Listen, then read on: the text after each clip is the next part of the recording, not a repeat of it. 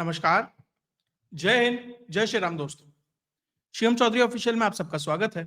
आगे बढ़ने से पहले आप सबसे रिक्वेस्ट है, वीडियो को लाइक कीजिए, चैनल को सब्सक्राइब कीजिए और शेयर करना मत भूलिएगा।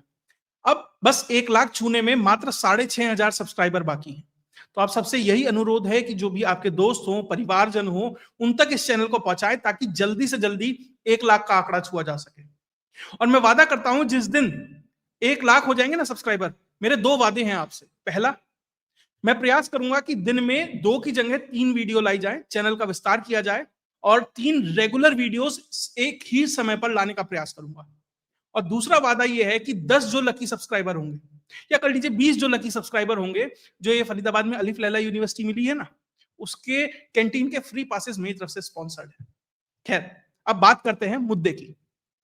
लगभग पिछले 1 साल से जो भारत और अमेरिका के बीच में, या कहें भारत और जो ट्रंप है उसके बीच में जो ये रशाकशी चल रही थी, ऑप सिंदूर के बाद जिस तरीके से पीक के ऊपर पहुंचती है और ट्रंप टैरिफ और बहुत सारी चीजें, मतलब जिस भी तरीके से भारत को वो आर्म ट्विस्ट कर सकता था वो करने का जो प्रयास कर रहा था, अब ऐसा लग रहा है कि शायद वो जो पूरा का पूरा एपिसोड है वो अब अपनी समाप्ति की ओर है।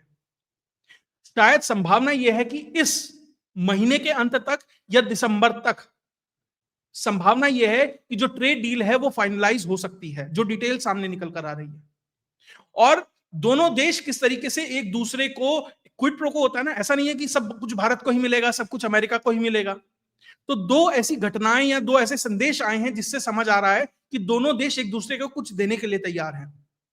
और बात होगी कि क्या इस ट्रेड डील में मोदी जी, मुनीर या यूनिस या दोनों को भी नेगोशिएट करेंगे क्या, उस पर बात होगी। पहली बात ट्रेड डील के ऊपर कर लेते हैं।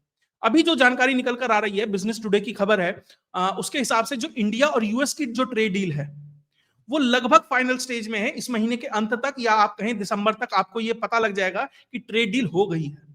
अभी डोनाल्ड ट्रंप का एक बयान भी आया था जिसमें डोनाल्ड ट्रंप ये कहता है कि भारतीय मुझे बहुत, एक तरीके से बुरा भला कहते हैं, मुझे पसंद नहीं करते हैं, लेकिन जल्दी ही मुझे बहुत पसंद करेंगे। ये उसका बयान था। यानी कि कहीं ना कहीं जो ट्रेड डील है वो किसी फाइनल स्टेज की तरफ बढ़ रही है। पहले छोटी सी डिटेल समझ लेते हैं कि असल में इस ट्रेड डील में से निकल के क्या आ रहा है। इस ट्रेड डील के हिसाब से जो जानकारियां सामने निकल कर आ रही हैं, उसके हिसाब से जो अमेरिका की सबसे बड़ी शर्तें हैं कि वो अपना जो डेयरी प्रोडक्ट है या एग्रीकल्चरल प्रोडक्ट है, वो चाहता था कि भारत का जो मार्केट है वो उसके लिए खुले। भारत ने कुछ शर्तों के साथ, या कहीं बहुत सारी शर्तों के साथ, कुछ छोटे हिस्से को खोलने के लिए हामी भरी है। सबसे पहले जो सोयाबीन और कॉर्न है, देखिए जो डोनाल्ड ट्रंप का वोटर है ना वो मागा है, और जो मागा है ना, जो अमेरिका का रूरल एरिया है उसके अंदर ज्यादा रहता है, जो वहां के सोयाबीन फार्मर्स है, कॉर्न फार्मर्स है, वो सबसे बड़े एक तरीके से उसका वोट बैंक है। और चाइना ने उसी के ऊपर चोट करके ये कहा हम सोयाबीन नहीं खरीदेंगे, कॉर्न नहीं खरीदेंगे। देखिए, भारत कभी भी जितना चाइना खरीदता था उतना सोयाबीन या कॉर्न नहीं खरीदेगा, क्योंकि उसे ना अपनी एग्रीकल्चर को खराब करना है और ना ही भारत के अंदर इतनी डिमांड है। हाँ, ये तय हुआ है कि हम कुछ हिस्सा सोयाबीन का जरूर खरीदेंगे, लेकिन उसमें एक शर्त है, कैविएट है, कि वो जेनेटिकली मॉडिफाइड नहीं होगा, नॉन जीएमओ होगा, और वो भी हम सीमित क्वांटिटी में खरीदेंगे ताकि जो भारत का सोयाबीन फार्मर है उसका जो मार्केट है वो खराब ना हो। बहुत थोड़ी कम अमाउंट में नॉन जीएमओ खरीदेंगे, ये सेफ गार्ड किया जाएगा, बाकायदा उसकी क्वालिटी चेक होगी, तब वो भारत के अंदर आएगा। दूसरा, कॉर्न भारत खरीदेगा, कॉर्न आएगा, वो भी सीमित क्वांटिटी में आएगा, लेकिन वो सीधा किसी की थाली में नहीं जाएगा, कहीं नहीं जाएगा, वो सीधा इथेनॉल की फैक्ट्रियों में जाएगा, उससे इथेनॉल बने, और तब जाकर जो गाड़ियां हैं उसके अंदर जो इथेनॉल जा रहा है, अभी गन्ना, बगास, बहुत। तीसरा, जो डेयरी प्रोडक्ट्स हैं भारत आएंगे। देखिए, अमेरिकन डेयरी प्रोडक्ट्स के साथ सबसे बड़ी दिक्कत यह है कि वहां पर जो गाय हैं उन्हें मांस, जो मीट है वो फेड किया जाता है, उस तरह का जो चारा है, उस तरह का चारा वो होता है, तो भारत में कोई उसे कंज्यूम नहीं करेगा। भारत ने भी कहा कि जो नॉन लिक्विड सामान है सिर्फ वही भारत में आएगा, वो भी जो प्रीमियम क्वालिटी का है, वो दूध और ये सब नहीं आएगा। देखिए, अगर भारत में मान लीजिए प्रीमियम क्वालिटी का दही, पनीर, ये जो कुछ भी ला रहे हैं, पहली बात तो भारत में कितने ग्राहक होंगे उस चीज को खरीदने के लिए, अगर पहले ही ये मिसकंसेप्शन फैला दिया जाए या फैल जाए, जो और मिसकंसेप्शन नहीं है, ये रियलिटी है। अगर ये पता लग जाए कि किस तरह का जो फॉडर है वहां की गाय भैंस खाती है, तो कौन खरीदेगा उसे। हार्ले डेविडसन भी आई थी ना भारत में, प्रीमियम क्वालिटी की बाइक है, बिकेगी, नहीं बिकी, वो मार्केट फिट नहीं थी। तो ये भी मार्केट फिट होगा, इसकी संभावनाएं बहुत कम है। तो अगर आता भी है तो बहुत ज्यादा कुछ होगा नहीं। अब अमेरिका को जो डोनाल्ड ट्रंप को जो फेस सेवर चाहिए था अपनी पब्लिक के सामने, वो मिल गया है। अब भारत ने क्या नेगोशिएट किया है? भारत से ने ये नेगोशिएट किया है कि पहली बात तो खबर ये आई है कि भारत ने जो रशियन तेल है, ट्रंप ने ही कह दिया कि भारत ने तो खरीदना बंद कर दिया है जी। देखिए वो अलग बात है, भारत ने पिछले महीने अक्टूबर में 3% अतिरिक्त खरीदा है। चलिए मान लीजिए ट्रंप खुश हो गया ना, ट्रंप को ये लगता है भारत नहीं खरीद रहा, ओके है। और जो 50% का टैरिफ है उसमें 25% तो वो सैंक्शन, वो पोर्शन था जो रशियन ऑयल से आता था कि रशियन ऑयल आप खरीद रहे हो इसलिए मैं टैरिफ लगा रहा हूं 25, तो वो कम हो गया। अब दूसरी खबर ये है कि भारत का जो टैरिफ है आ, उसने सब पे लगाया हुआ है। जो भारत का जो बचा हुआ 25% का टैरिफ है, या तो वो 12 से 15 के स्लैब के बीच में जाएगा या 15 से 19 के बीच में। संभावनाएं जो नेगोशिएशन चल रही है वो 12 से 15 के बीच के स्लैब की चल रही है, ताकि जो यूरोपियन यूनियन पे 15 है उससे कहीं नीचे रहे। तो यानी कि जो भारत है वो ये प्रयास कर रहा है कि थोड़ा बहुत कंसेशन देकर कुछ और ले लिया जाए, ये प्रयास है। क्योंकि जिस तरीके से billions and billions of dollars का जो भारत का एक्सपोर्ट है अमेरिका को, वो हैम्पर हो रहा है। अब दो चीजें और होती हैं इस दौरान, क्योंकि क्विड प्रो क्वो है। देखिए भारत को हम कितना ही कहते हैं ट्रंप ऐसा, अमेरिका में विश्वास नहीं कर सकते, नहीं कर सकते, ट्रंप पे भी विश्वास नहीं कर सकते, लेकिन कहीं ना कहीं आपको एक कॉमन मिनिमम प्रोग्राम तो चलाना पड़ेगा ना, कहीं ना कहीं बीच का रास्ता तो आपको निकालना पड़ेगा। तो और उसमें कुछ क्विड प्रो क्वो होगा, कुछ नुकसान भी झेलना पड़ेगा, कुछ दूसरा पक्ष भी झेलेगा। तो इसमें दो चीजें हुई हैं। पहली बात, भारत ने अमेरिका को यह कहा कि ठीक है, हमारी जितनी रिक्वायरमेंट है उसकी 10% की जो एलपीजी है हम आपके यहां से खरीदने के लिए तैयार, हम आपके यहां से खरीदेंगे। अभी हम मिडिल ईस्ट से खरीदते थे या जहां से भी खरीदते थे उससे डाइवर्सिफाई करेंगे, 10% आपके यहां से खरीदेंगे। और वो लगभग 2.2 मिलियन टन एनुअली बनता है कि हम इतना आपसे खरीदेंगे। अब बहुत लोग कहेंगे कि भैया देखो, आप तो पहले रशिया से खरीदते थे, मिडिल ईस्ट से खरीदते थे, अब अमेरिका से क्यों खरीद रहे हैं? देखिए इसमें दो चीजें हैं। पहली बात, आपने अमेरिका से खरीदा, आपने बिलियंस ऑफ डॉलर्स का एक कॉन्ट्रैक्ट उसके हाथ में दे दिया, तो डोनाल्ड ट्रंप को भी अपनी पब्लिक को बेचने के लिए कुछ हो गया। लेकिन इसमें एक कैच है, जो यूएस का एलपीजी है वो दुनिया में सबसे सस्ता है आज के समय में। हम रशियन तेल भी क्यों खरीद रहे थे? क्योंकि वो एक अच्छे खासे डिस्काउंट पे हमें मिल रहा था। ऐसा नहीं है कि रशिया कोई भाई है या फूफा का लड़का है या कोई हमारा जमाई लगता है, कुछ ऐसा नहीं है। वो सस्ता दे रहा था तो हम खरीद रहे थे। अब अमेरिका ने हमें सबसे सस्ती एलपीजी ऑफर की है।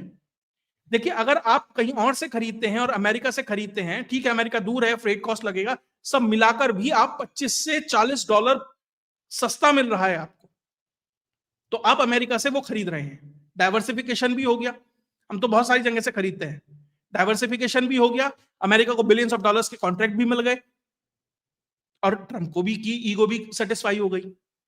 और ये देखिए ये तब हुआ है जब हम 1.4 जो मिलियन बैरल है रोजाना रशिया से ऑलरेडी खरीद रहे हैं। किस किस तरीके से खरीद रहे हैं, अलग अलग तरीके से, वो अलग चीज है। इसके अलावा जो अमेरिका है ना, अमेरिका क्या कहता है, भैया आप रशियन तेल मत खरीदो, वो तेल नहीं, वो खून है।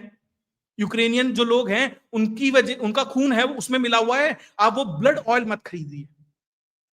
अब हुआ क्या, पिछले कुछ हफ्ते पहले जो अमेरिका में कैलिफोर्निया में एक रिफाइनरी थी, उसके अंदर आग लग जाती है। तो जो जेट फ्यूल होता है ना, एटीएफ, वो उन्हें मिलना बंद हो गया। अब कहां से लें? तो उन्होंने भारत को कहा यार वो उसमें, क्योंकि पेट्रोल डीजल तो डलता नहीं है, मिट्टी का तेल नहीं डलता है, अलग तरह का फ्यूल होता है, जेट फ्यूल होता है। तो उन्होंने भारत को कहा कि साहब थोड़ा सा हमें भेज दीजिए। भारत ने कहा लेकिन वो तो ऐसा है कि वो तो रशिया वाला तेल है, कच्चा तेल तो रशिया से आया था, अब वो हम आपको कैसे भेज दें? तो उन्होंने कहा ऐसा करो, थोड़े से में ना कुछ और मिडिल ईस्ट वाला, कहीं और वाला तेल वेल मिला दो, हम ये कह देंगे भैया ये तो वहां का है, मिक्स है, मेड इन रशिया वाला टैग हट जाएगा। तो जामनगर में रिफाइन होता है, प्रोडक्ट तैयार होता है, और अभी लगभग 60,000 टन ऑलरेडी शिप हो चुका है। यानी अमेरिका में जो जहाज उड़ रहे हैं वो रशियन तेल के हैं, बस उस पर मेड इन इंडिया या रिफाइंड इन इंडिया का जो टैग है वो चिपका दिया गया है। इतना ही अंतर है, बाकी वो उड़ उसी के ऊपर रहे हैं, क्योंकि अमेरिका को भी पता है कि एनर्जी सिक्योरिटी कितनी महत्वपूर्ण है। तो भारत ने भी कहा ठीक है हम तुम्हारा तेल खरीद लेंगे, तुम हमारा खरीद लीजिए, वहां पर भी बैलेंस हो गया।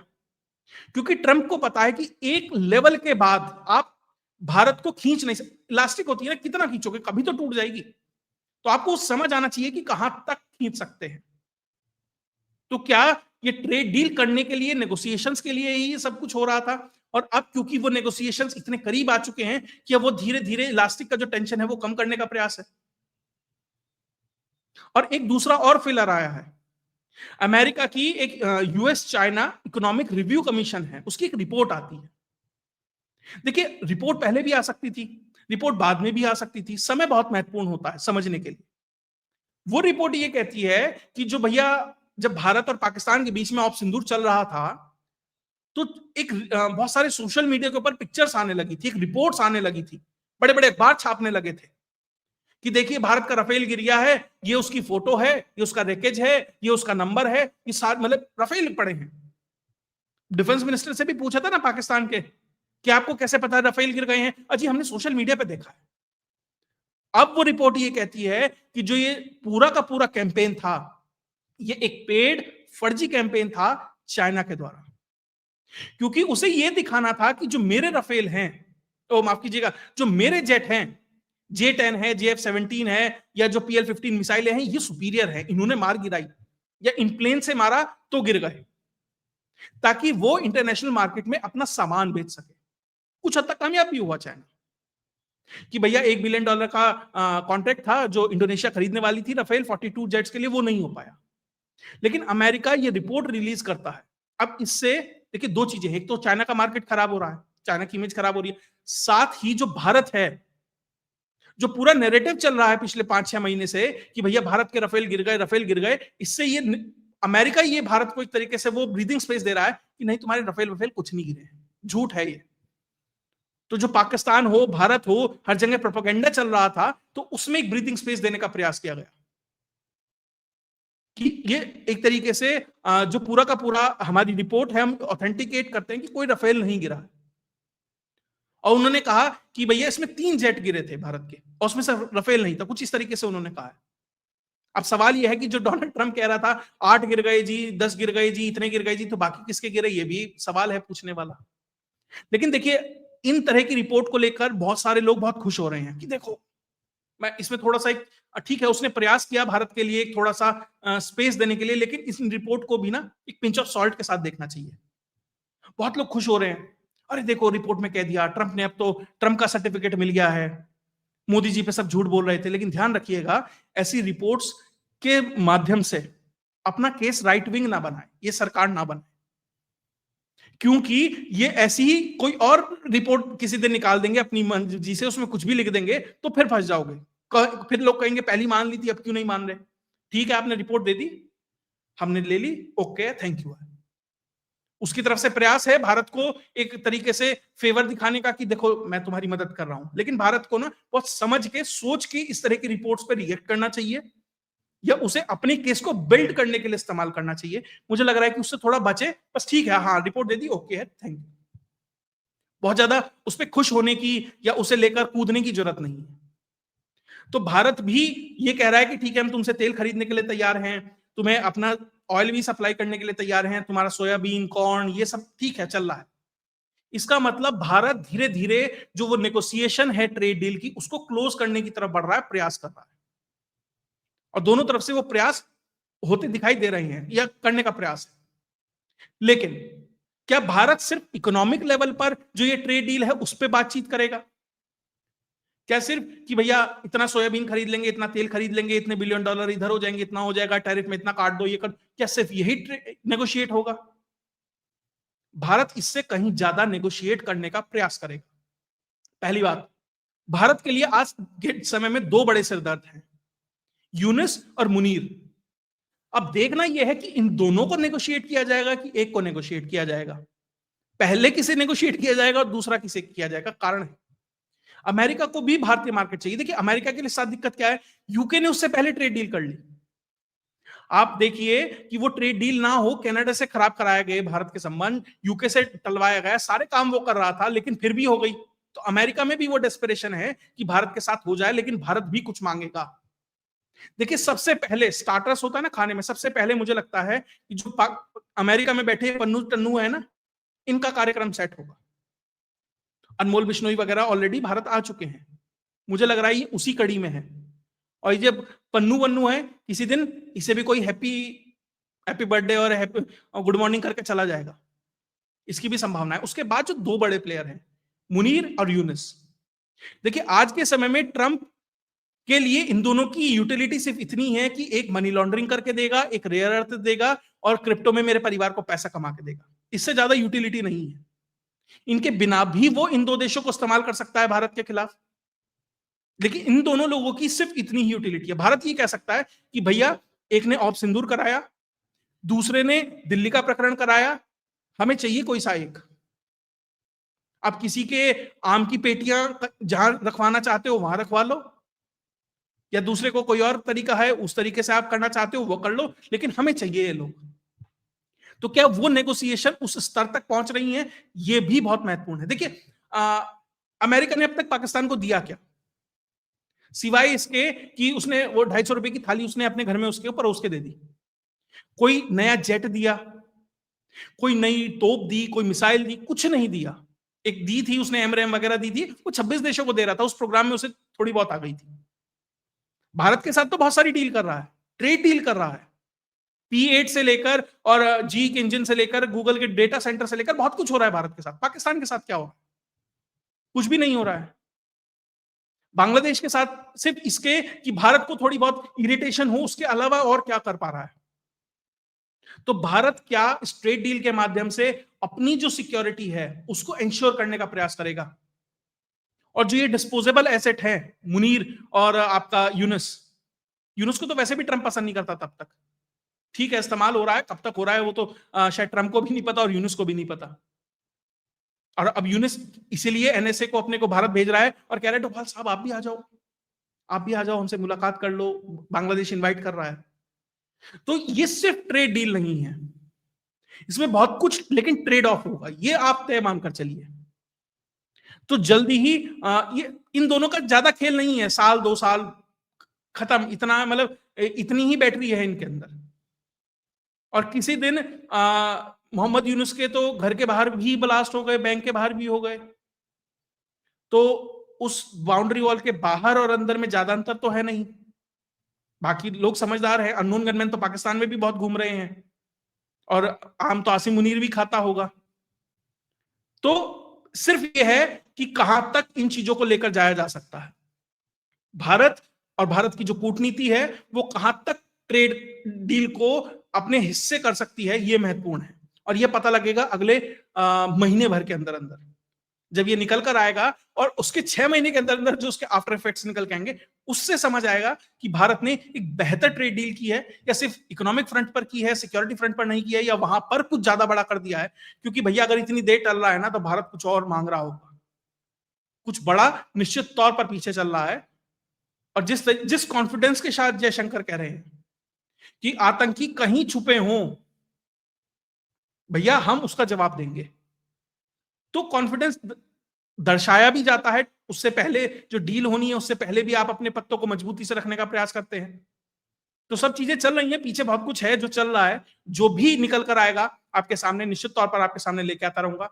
अगर आपको विश्लेषण अच्छा लगा तो वीडियो को लाइक कीजिए, चैनल को सब्सक्राइब कीजिए और शेयर करना मत भूलिएगा। जय हिंद, जय भारत।